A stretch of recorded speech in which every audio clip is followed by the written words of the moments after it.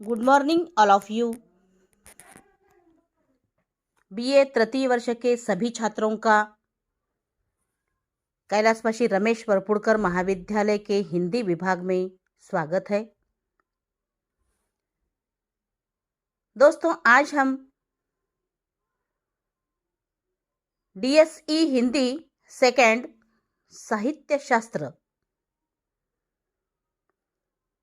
इसके अंतर्गत काव्य के प्रयोजनों को लेकर आज के इस वीडियो लेक्चर में चर्चा करने वाले हैं। तो दोस्तों, काव्य के प्रयोजनों को लेकर चर्चा करते हुए हम पहले वीडियो में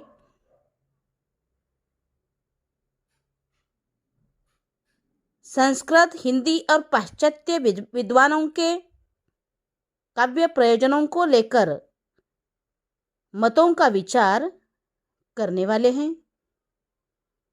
तो दूसरे वीडियो में, वीडियो क्रमांक 2 में, प्रमुख प्रयोजन कौन से है यह देखने वाले हैं। तो दोस्तों, काव्य या साहित्य किसी न किसी प्रयोजन को लेकर लिखा जाता है। काव्य का निर्माण सप्रयोजन ही होता है। इसमें कोई भी मतभेद नहीं हो सकता। यह अलग बात है कि अपने अपने देशकाल और युग प्रवृत्तियों, रुचियों और आवश्यकता के अनुरूप बदलता रहा है। कभी उसमें मनोरंजन और आनंद प्राप्ति का प्रयोजन प्रधान रहा है, तो कभी अभिव्यक्ति की संप्रेषणीयता को महत्व दिया गया है। तो दोस्तों, कभी उपयोगितावादी दृष्टि से काव्य के उद्देश्य को देखने का प्रयत्न किया गया है, परंतु साहित्य या काव्य निरुद्देश्य या निष्प्रयोजन रचना नहीं है। यह सभी ने मान्य किया है। युग परिवर्तन के साथ काव्य के प्रयोजन में भी अंतर आया या विकास हुआ। तो दोस्तों, भारतीय और पाश्चात्य विद्वानों ने काव्य प्रयोजन पर विस्तार से विचार किया है। तो हम प्रथमतः पहले वीडियो में हिंदी और पाश्चात्य विद्वानों के मत का विचार करेंगे। तो दूसरे वीडियो में हम प्रमुख काव्य प्रयोजन कौन से है यह देखने वाले हैं। तो दोस्तों, आज हम इस पहले वीडियो में याद रखिएगा कि इस प्रथम वीडियो में संस्कृत, हिंदी और पाश्चात्य विद्वानों के काव्य प्रयोजन को लेकर जो मत है उसको लेकर हम चर्चा करने लगे हैं। तो दोस्तों, प्रथमतः संस्कृत आचार्यों के मत काव्य प्रयोजन को लेकर क्या है यह देखेंगे। संस्कृत काव्यशास्त्र में इस पर बड़े विस्तार से विचार हुआ है। उपलब्ध काव्यशास्त्र की परंपरा में सर्वप्रथम आचार्य भरत का नाट्य सूत्र का क्रम आता है। वे लिखते हैं, धर्म यशस्य मायुष्य हितबुद्धि वर्धनम लोकोपदेश जनन नाट्यमेयाद भविष्यति। अर्थात धर्म और यश का प्रसार, आयु वर्धन, हित साधन, बुद्धि विकास तथा लोकोपदेश काव्य के प्रमुख प्रयोजन है। इससे स्पष्ट है कि प्राचीन काल में सर्वांगीण हित साधन को सामने रखकर ही काव्य आदि की रचना की जाती है। आचार्य भरत के बाद आचार्य भामह ने अपनी कृति काव्यालंकार में काव्य प्रयोजन की चर्चा की है। तो दोस्तों, वे काव्यालंकार ग्रंथ में काव्य प्रयोजन की चर्चा इस प्रकार से की है। धर्मार्थ काम मोक्षेषु वैचक्षु कलासु च करोति कीर्ति प्रीति च साधु काव्य निषेवनम।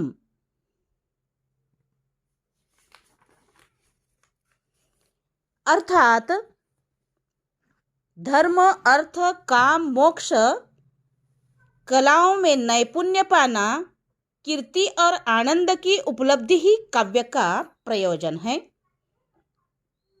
ये सारी बातें कवि काव्य रचना करके और पाठक उसका श्रवण पठन करके प्राप्त करता है। जहां वह केवल कवि के लिए काव्य प्रयोजन संबंध है, अर्थात भामह ने लिखा है कि सत्काव्य की रचना करके कवि यश की अमरता प्राप्त कर लेता है। तो इस प्रकार से दोस्तों, काव्य प्रयोजन को लेकर आचार्य रुद्रट ने काव्य प्रयोजन पर विचार अत्यंत विस्तार से किया है।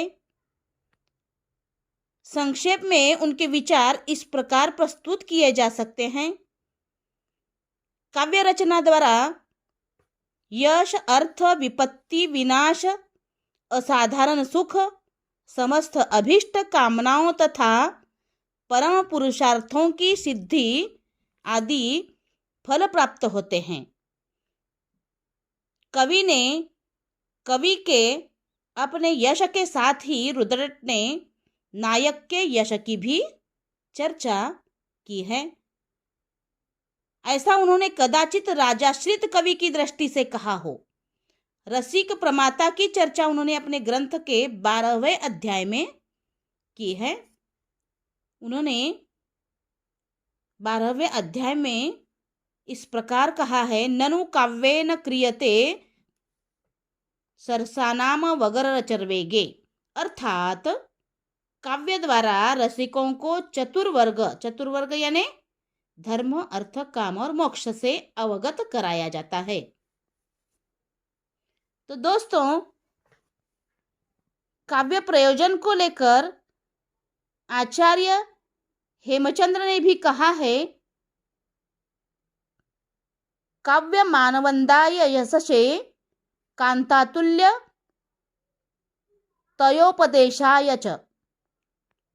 उन्होंने वास्तव में आचार्य मम्मट के मत का ही समर्थन मानो किया है। उसके बाद दोस्तों, आचार्य विश्वनाथ ने साहित्य दर्पण में काव्य प्रयोजन की प्रासंगिक चर्चा इस प्रकार से इस रूप में की है। चतुर्वर्ग फल प्राप्ति सुखादल्प पियादमपि। अर्थात काव्य के द्वारा तो अल्प बुद्धि भी चतुर्वर्ग के फल की प्राप्ति कर लेते हैं। आचार्य भोज एवं आचार्य धनंजय आदि के भी काव्य प्रयोजन को लेकर मत उपलब्ध है, परंतु उनके अध्ययन से किसी प्रकार की नवीन दृष्टि प्राप्त नहीं होती। आचार्य भोज ने स्पष्टतः कीर्ति और आनंद को ही काव्य का मूल प्रयोजन स्वीकारा है। आचार्य धनंजय ने आनंद को ही काव्य का मूल प्रयोजन माना है। संस्कृत के आचार्यों ने इन मतों में तात्विक भिन्नता नहीं है। लगभग सभी आचार्यों ने एक स्वर में काव्य के आनंदमूलक प्रयोजन की चर्चा संस्कृत के आचार्यों ने की है। चतुर्वर्ग की प्राप्ति को भी आचार्यों ने महत्वपूर्ण प्रयोजन माना है।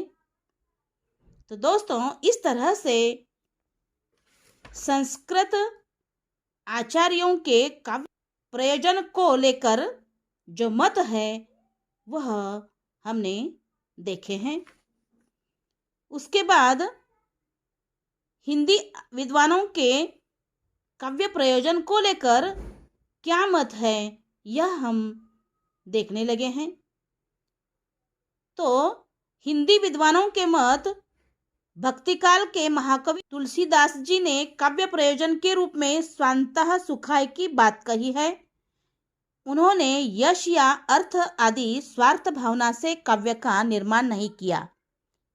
कविवर तुलसीदास जी ने अपने मानस में काव्य प्रयोजन के संबंध में एक उक्ति कही है, जो इस प्रकार है। कीर्ति भणिति भूति भल सोई, सुर सरी सम सब कह हित होई। अर्थात वही रचना भली होती है जो पवित्र गंगा के समान सभी का हित साधन करने वाली हो। उन्होंने स्वांता सुखाय काव्य रचना करके भी मात्र आनंद को ही काव्य प्रयोजन नहीं माना, बल्कि सबके हित साधन को काव्य का प्रयोजन कहा है। महात्मा कबीर, सूरदास आदि सभी कवियों ने इसी लोकमंगल की भावना से युक्त प्रयोजन को लेकर ही अपने उत्कृष्ट काव्य का निर्माण किया है। रीतिकाल के कवि आचार्यों ने लक्षण ग्रंथों की रचना करके भी काव्य प्रयोजन के संबंध में कोई नवीन या मौलिक उद्भावना नहीं की है, परंतु रीतिकाल के कवियों ने भी लोक कल्याण तत्व पर ही बल दिया है। तो दोस्तों, पद्माकर ने कहा है, जगत सिंह नप हुकुम तो माई महा मनमोद, पद्माकर जाहिर करत जगहित जगत विनोद। तो मतीराम ने लिखा है, कंठ करे सो समनी में शोभे अति अभिराम, भोय एकल संसार हिय कविता करित कलाम। तो दोस्तों, इस तरह से रीतिकाल के बाद आधुनिक विद्वानों ने भी काव्य प्रयोजनों पर प्रकाश डाला है। इनके विचार युगानुकूल विवेचनाओं का परिणाम ही है। तो दोस्तों, आचार्य महावीर प्रसाद द्विवेदी ने लिखा है, लेखक का उद्देश्य सदा यही रहा है कि उसके लेखों से पाठकों का मनोरंजन भी हो और साथ ही उनके ज्ञान का भी बढ़ती रहे। अर्थात मनोरंजन और ज्ञान प्राप्ति को ही आचार्य द्विवेदी जी ने काव्य का प्रयोजन माना है। इनके विचारों पर संस्कृत के आचार्य दंडी का प्रभाव लक्षित होता है। आचार्य हजारी प्रसाद द्विवेदी जी ने काव्य के प्रयोजन के विषय में कहा है, मैं साहित्य को मनुष्य की दृष्टि से देखने का पक्षपाती हूँ। द्विवेदी जी क्या कहते हैं कि मैं साहित्य को मनुष्य की दृष्टि से देखने का पक्षपाती हूँ। साहित्य जो मनुष्य मात्र की मंगल भावना से लिखा गया हो और जीवन के प्रति एक सुप्रतिष्ठित दृष्टि पर आधारित हो। इन्होंने लोक मंगल की भावना को इस तरह से महत्व दिया है। तो दोस्तों, कविवर मैथिली शरण गुप्त मनोरंजन और उपदेश ज्ञान को महत्व देते हुए कहते हैं, केवल मनोरंजन न कवि का कर्म होना चाहिए, उसमें उचित उपदेश का मर्म भी होना चाहिए। तो कवि जयशंकर प्रसाद ने कहा है, संसार में काव्य से दो तरह के लाभ पहुंचते हैं। मनोरंजन, पहला क्या है मनोरंजन, और दूसरा शिक्षा। प्रसाद जी ने मनोरंजन और शिक्षा को ही काव्य प्रयोजन इस तरह से स्वीकार किया है। तो दोस्तों, प्रसाद जी ने मनोरंजन और शिक्षा को ही काव्य प्रयोजन स्वीकार किया है। उसके बाद श्रीमती महादेवी वर्मा काव्य प्रयोजन को लेकर कहती है, साहित्य का उद्देश्य समाज के अनुशासन के बाहर स्वच्छंद मानव स्वभाव में उसकी मुक्ति को अक्षुण्ण रखते हुए समाज के लिए अनुकूलता उत्पन्न करता है। मुक्ति का आनंद और व्यवहार जगत का अनुशासन, इन दो बातों पर ही महादेवी वर्मा जी बल देती है। तो दोस्तों, इस तरह से आधुनिक विद्वानों में कुछ कलावाद से प्रेरित है। तो उसमें इलाचंद्र जोशी ने कहा है कि कला के भीतर किसी तत्व की खोज करना सौंदर्य देवी के मंदिर को कलुषित करना है। तो दिनकर क्या कहते हैं? दिनकर का मत भी इससे अलग नहीं है। उन्होंने लिखा है, वसंत का गुलाब और कवि के स्वप्न अपने में पूर्ण होते हैं, वे किसी को कुछ सिखाने के लिए नहीं होते। इन पर पाश्चात्य विद्वानों के विचारों का प्रभाव इस तरह से स्पष्ट होता है। परंतु आचार्य शुक्ल, मैथिली शरण गुप्त, प्रेमचंद आदि विद्वानों ने कला या काव्य के उपयोगिता को महत्व दिया है। तो दोस्तों, प्रेमचंद भी साहित्य को जीवन उपयोगी ही मानते हैं। उन्होंने भी लिखा है, साहित्य हमारे जीवन को स्वाभाविक और सुंदर बनाता है। दूसरे शब्दों में, इसकी बदौलत मन का संस्कार होता है, यही उसका मुख्य उद्देश्य होता है। तो दोस्तों, इस तरह से सबके मतों का सार तत्व यही है कि काव्य मनोरंजक ढंग से हमें ज्ञान देता है, उपदेश भी देता है और जगत के व्यवहार भी सिखाता है। भारतीय मतों को आनंद लोक से निकलकर व्यवहार जगतोन्मुख होता हुआ पाते हैं। तो इस तरह से दोस्तों, हिंदी विद्वानों के मत इस तरह से काव्य प्रयोजन को लेकर रहे हैं। तो दोस्तों, काव्य प्रयोजन को लेकर पाश्चात्य विद्वानों के मतों को भी लेकर हम चर्चा करेंगे। पाश्चात्य विद्वानों के काव्य प्रयोजन के मत पर संक्षेप में विचार करने पर सर्वप्रथम उल्लेखनीय मत है प्लेटो का। तो दोस्तों, प्लेटो ने काव्य को सर्वथा हेय वस्तु घोषित किया है, परंतु प्लेटो के कृतित्व के समग्र अध्ययन से यह स्पष्ट हो जाता है कि उनकी दृष्टि से काव्य का प्रमुख उद्देश्य नैतिक उपदेश होना चाहिए। यदि इस लक्ष्य सिद्धि के साथ आनंद की दृष्टि हो जाए तो प्लेटो को कोई आपत्ति नहीं होती। स्वयं उनके शब्दों में प्लेटो क्या कहते हैं दोस्तों, देखिए, यदि कविता के पक्षधर यह सिद्ध कर सके कि वह मात्र आनंददायिनी ही नहीं है, परंतु राज्य एवं मानव जीवन के लिए उपयोगी भी है, तो हम उसे सहर्ष स्वीकार करेंगे। इस प्रकार प्लेटो काव्य प्रयोजन के रूप में उपदेश को तो स्वीकार करते हैं, किंतु उसका कांता सम्मित होना आवश्यक नहीं मानते। तो दोस्तों, काव्य प्रयोजन को लेकर होरेस का कहना है कि काव्य का प्रयोजन सीख देना तथा प्रसन्न करना है। तो दोस्तों, रस्किन ने कहा है कि वही काव्य ग्राह्य हो सकता है जिससे अधिकाधिक मानव के हित का साधन संभव हो सके। विचारक टॉलस्टॉय ने भी अपने विचार काव्य प्रयोजन को लेकर अभिव्यक्त किए हैं। विचारक टॉलस्टॉय कहते हैं, कला को आनंद का नहीं बल्कि जीवन का साधन मानते हुए उन्होंने कहा है, कला आनंद नहीं है वरना मानव एकता का साधन है, जो मानव को सहानुभूति द्वारा परस्पर मिलाती है। वास्तव में साहित्य मानव जीवन की समग्र अंतर्वृत्तियों का उन्नायक है, अर्थात सच्ची कला वही है जो प्रत्येक दृष्टि से लोक मंगल का विधान करने वाली हो। तो दोस्तों, कुछ विद्वानों ने माना कि काव्य जीवन से पलायन के लिए है। हम अपने हर रोज के चिंतापूर्ण एकरस जीवन से ऊबकर अपने को सुखद काल्पनिक जीवन में डुबो देते हैं। काल्पनिक जीवन में चित्र प्रस्तुत करने की प्रवृत्ति इसमें आती है। काव्य के प्रयोजन को लेकर अनेक मतवाद प्रचलित है। पाश्चात्य विचारकों ने प्रमुख रूप से दो मत व्यक्त किए हैं, काव्य काव्य के लिए और काव्य जीवन के लिए। तो दोस्तों, इस तरह से इन पाश्चात्य विचारवंतों ने काव्य सृजन के मूल में लोक मंगल की कामना को महत्व दिया है। काव्य और कला जीवन के लिए है, इसे कोई भी अस्वीकार नहीं कर सकता। यदि काव्य को जीवन से निकाल दिया जाए तो जीवन कैसा होगा, उसकी हम कल्पना भी नहीं कर सकते, ऐसा पाश्चात्य विद्वानों का कहना है। काव्य जीवन को प्रेरणा देता है, जीवन को एक सुंदर, स्वस्थ और उदात्त दृष्टिकोण से प्रस्तुत करता है। इसलिए काव्य जीवन के लिए इस प्रयोजन को श्रेष्ठ काव्य प्रयोजन के रूप में स्वीकार करने वाले पाश्चात्य विद्वान हैं।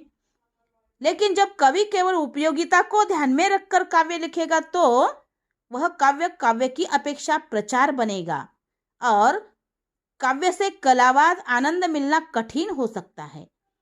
इस संदर्भ में प्रेमचंद का कहना द्रष्टव्य है। प्रेमचंद जी कहते हैं, जब साहित्य की रचना किसी सामाजिक, राजनीतिक, धार्मिक मत के प्रचार के लिए की जाती है तो वह उच्च पद से गिर जाता है। अंततः केवल उपयोगिता को लेकर लिखा गया काव्य श्रेष्ठ नहीं बन सकता।